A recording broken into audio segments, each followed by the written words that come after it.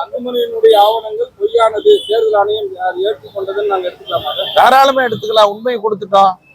உண்மைதானே. அதாவது தேர்தல் ஆணையமா இருந்தாலும் சரி, அது எந்த நிர்வாகமா இருந்தாலும் சரி, உண்மையை ஏத்துக்கணும் தானே, ஏத்துதான் ஆகணும். அது உண்மையை தவறா சொல்லல, ஆதாரங்களோட சொல்றோம். ஆதாரங்களோட சொல்ல யாரும் நிராகரிக்க முடியாது, மறுக்க முடியாது, ஏத்துதான் ஆகணும். எப்பவுமே நியாயம், உண்மை, சத்தியம், நீதி வெல்லும் தானே, அதில் ஒன்றும் மாற்றம் கிடையாது. அதனால மருத்துவரையா என்ற மகா சக்தி தமிழ்நாட்டில் மீண்டும் தொடர்ந்து செயல்படும்.